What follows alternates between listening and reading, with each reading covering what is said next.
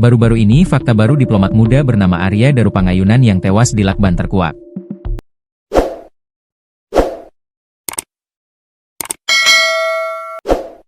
Ternyata ada pintu lain di kamar kosan Arya Daru Pangayunan. Akses pintu lain itu di TKP ditemukannya jenazah Daru pada Selasa, 8 Juli 2025, lalu. Sebelumnya diwartakan, akses menuju kamar kosan Daru dikabarkan terbatas. Artinya hanya penghuni yang punya kartu akses atau sidik jarinya terdaftar saja yang bisa masuk ke dalam kamar kosan. Namun saat ditelisik lebih dalam, rupanya akses khusus di kosan tersebut hanya ada di sisi kiri saja, yakni di lokasi kamar kosan Daru. Sementara sisi kanan kosan tidak ada akses digital. Fakta tersebut diungkap jurnalis Kompas TV dalam tayangan saat merekam kondisi TKP tewasnya Daru. Terlihat pintu kosan di sisi kanan tidak dilengkapi dengan akses ketat.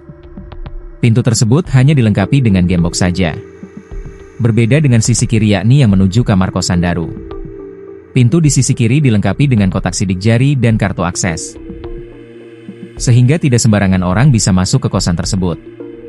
Terkait dengan pintu lain di TKP tewasnya Daru, seorang penjaga toko yang tiap hari bekerja di kosan korban pun mengurai fakta.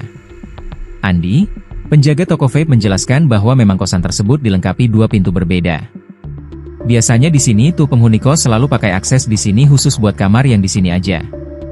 Dan sebelah kanannya ada penghuni lain dan masuknya itu ada pintu lain juga, ungkap Andi, dilansir tribunnewsbogor.com dari YouTube Kompas TV, Minggu, 13 Juli 2025. Terkait dengan perbedaan pintu akses kanan dan kiri itu, Andi hafal betul bahwa cuma pintu menuju kosan Daru saja yang pakai akses. Saya yang tahu, yang pakai akses ini doang ya, pintu masuk ke kosan Daru, yang itu, sisi kanan, enggak, ujar Andi. Perihal kondisi di dalam kosan yang kabarnya berbentuk seperti huruf U, Andi mengurai fakta lain. Diketahui Andi, para penghuni kosan tidak pernah saling bertukar akses pintu masuk dan keluar. Artinya penghuni kosan yang berada di sisi kanan selalu masuk dan keluar di sisi kanan. Pun sebaliknya dengan penghuni kosan di sisi kiri, mereka selalu masuk dan keluar dari sisi yang sama.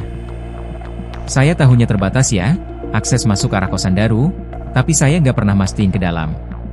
Soalnya tahunya kalau penghuni sebelah, sisi kanan, ya keluarnya lewat sebelah. Selalu lewat sini.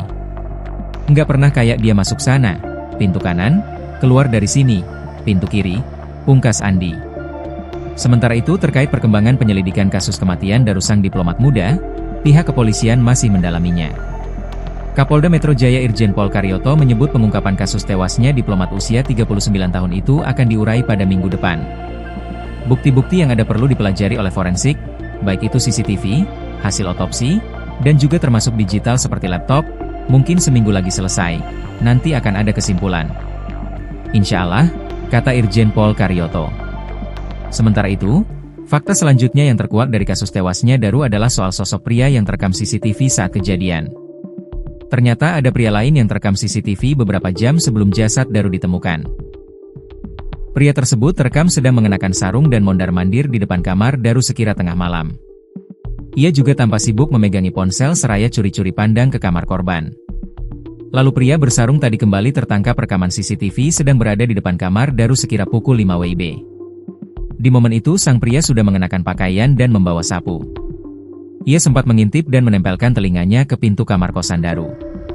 Belakangan terkuak bahwa pria tersebut diduga adalah penjaga kosan Daru. Perihal alasannya berada di depan kamar korban, penjaga kosan tersebut belum memberikan keterangan.